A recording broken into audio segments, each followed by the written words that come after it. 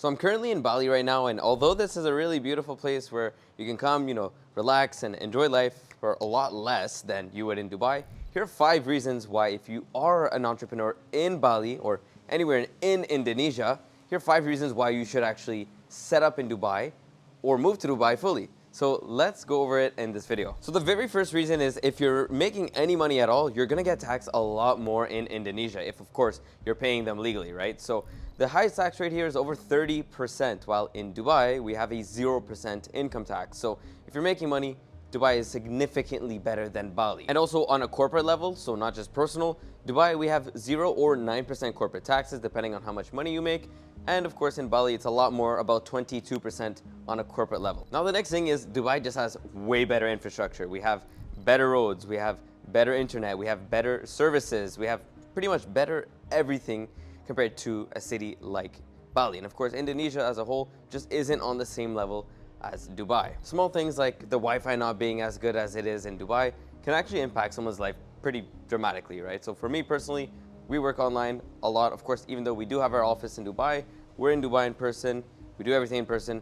We always deal with things online, uploading documents, speaking to clients on WhatsApp, getting on calls. You need to make sure that your internet is good, and it's just way better in Dubai. I think Dubai actually has one of the fastest internet speeds in the entire world. Banking is a little bit more limited in Bali and it's just not as good as it is in Dubai.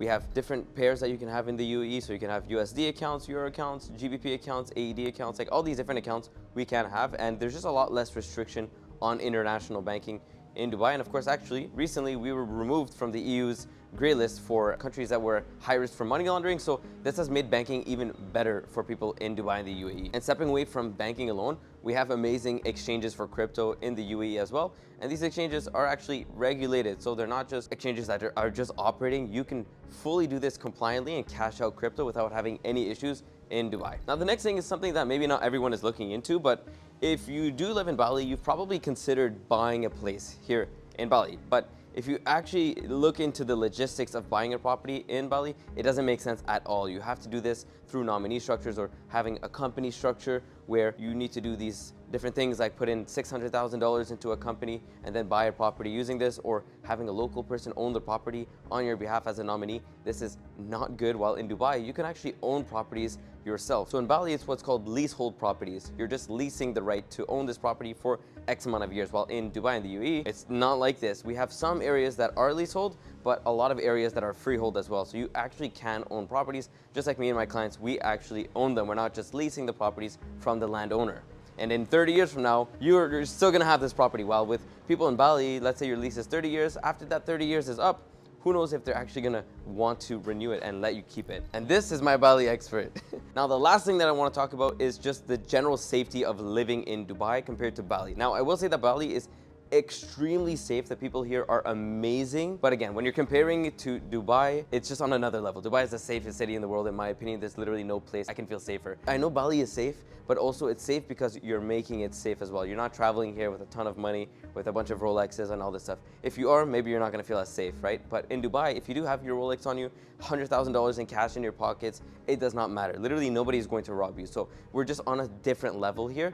And of course, not to say that Bali is dangerous. It is not dangerous at all. The people here are amazing. Everything is really good here, but there is a lot more petty theft, like cleaners stealing your money or something like that. I have heard of cases like this, even from my good friends. Thomas, on his channel, he actually posted about this before. There's different cases where this can happen, right? So in Dubai, that just wouldn't happen at all. And kind of tying the infrastructure to safety aspect again, driving in Dubai is a lot more safe. Crazy that I'm saying this because Dubai roads are kind of insane. People love to drive fast. But compared to Bali, where everyone's on a motorbike and it might be their first time driving a motorbike and then they're gonna clip you and hit you. I actually got hit here in my first 2 weeks here. Someone hit me from the back. So this can happen, right? So the roads are a lot more tight in Bali. It's not really built for cars. They're a lot more tight. So it's really built for motorbikes. And again, there's a lot of tourists here who probably shouldn't be driving, who are driving. So please be careful with that. Of course, people are coming here on vacation as well. They're drinking, they're having fun, they're partying. And of course, what they're gonna do after?